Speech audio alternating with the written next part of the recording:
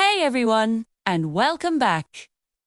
Have you ever been scrolling through your feed and seen a meme with two serious-looking people in suits and the words, "I want to believe"? Or maybe you've heard a friend describe a weird situation by saying, "It's like something out of the X-Files." It's 2025, decades after the show first aired, yet Fox, Mulder, and Dana Scully are still everywhere. Why? What is it about these two FBI agents that gives them such incredible staying power? Today, we're diving deep into the cultural phenomenon of the X, starting with one of its most powerful legacies, the conspiracy canvas. To really get why the X-Files became a cult hit, we have to travel back to the 1990s. This was a time of immense change and underlying anxiety. The Cold War was over, but that didn't mean people suddenly started trusting their governments. Far from it. Events like the Waco siege and the Oklahoma City bombing fueled a growing sense of paranoia, sir. There was this widespread feeling that powerful forces were operating in the shadows, pulling strings that the average person couldn't see. People were questioning authority, questioning the official narratives they were being fed through mainstream news. They felt a deep-seated distrust, a sense that the truth was being deliberately hidden from them. Into this climate of suspicion stepped the X-Files. The show was more than just a monster of the week sci-fi series. It was a perfect mirror reflecting the anxieties of its time. It took that vague, free-floating paranoia and gave it a name, a face, and a narrative. The show's central premise that a secret cabal within the US government was conspiring with aliens to colonize Earth was, of course, fiction. But it tapped into a very real feeling. For millions of viewers, the syndicate became a stand-in for all their fears about unaccountable power. The cigarette-smoking man wasn't just a villain.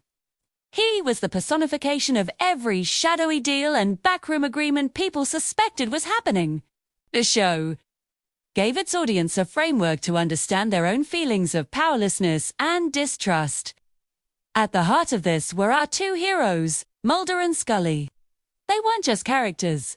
They were archetypes, representing two sides of our own minds. On one hand, you have Fox Mulder, the believer.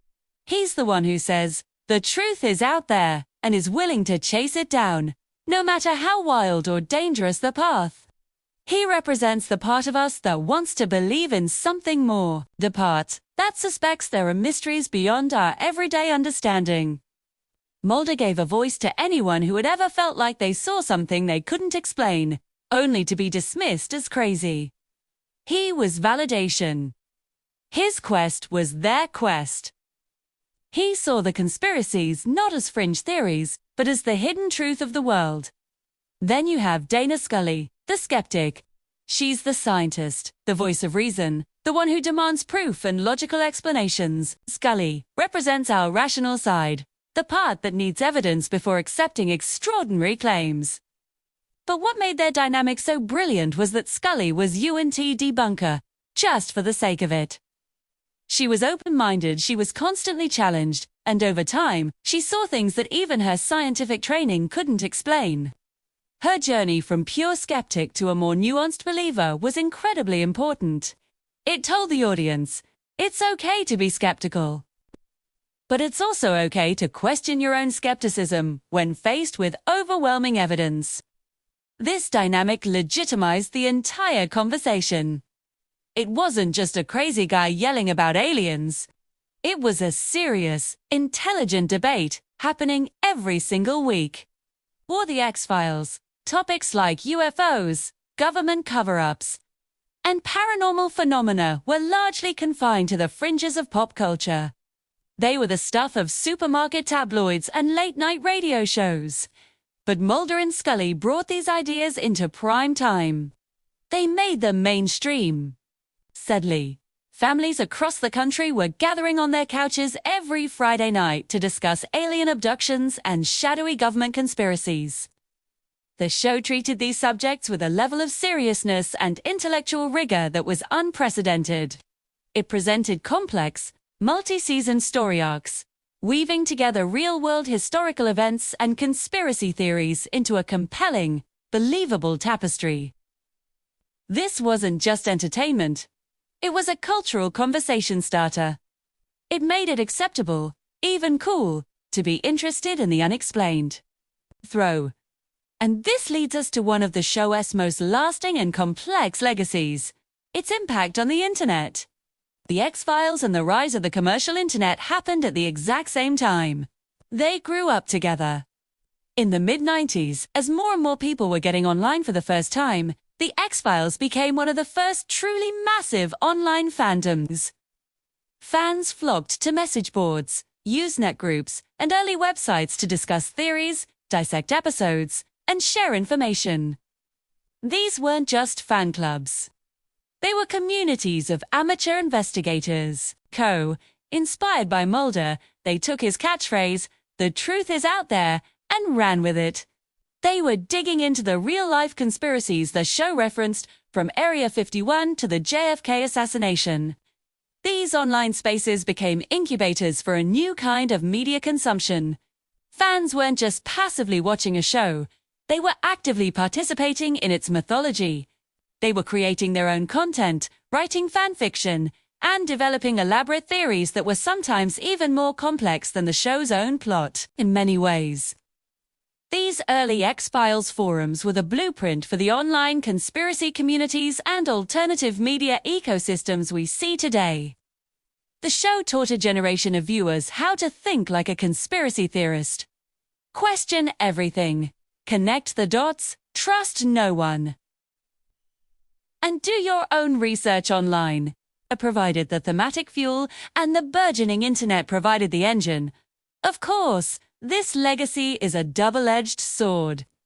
On one hand, the show encouraged critical thinking and a healthy questioning of authority. It inspired people to look beyond official narratives and seek out information for themselves. This can be a powerful tool for holding power accountable. But on the other hand, it also blurred the lines between healthy skepticism and outright paranoia. The show's narrative structure, where every official explanation is a lie and a hidden conspiracy is always the real answer, created a template that could be applied, sometimes dangerously, to the real world. In the world of the X-Files, the most outlandish theory is usually the correct one. When that mindset is transferred from a fictional TV show to real-world news and events, it can lead people down some very dark rabbit holes. This is the complex canvas that the X-Files painted. It captured the anxieties of its time, legitimized fringe ideas for a mainstream audience through its brilliant characters, and inadvertently helped shape the DNA of online discourse. It created a space where questioning everything was not only acceptable but heroic. And that's a huge part of why Mulder and Scully still feels so relevant. We live in an age of misinformation, where trust in institutions is at an all-time low. The feeling that powerful forces are manipulating events behind the scenes is arguably even more widespread now than it was in the 90s. The questions the X-Files asked are the same questions we are grappling with today. Who do you trust? How do you find the truth when everyone has an agenda? What do you do when the world stops making sense? The show provided a fictional space to explore these very real fears. Mulder and Scully were our guides through that shadowy world, one representing faith and the other representing fact. Their struggle is our struggle. That's why, even now, we see a bit of Mulder in every citizen journalist digging for answers online.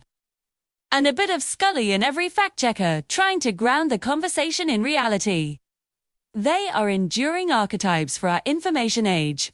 The conspiracy canvas they unrolled decades ago is still the backdrop of our modern world.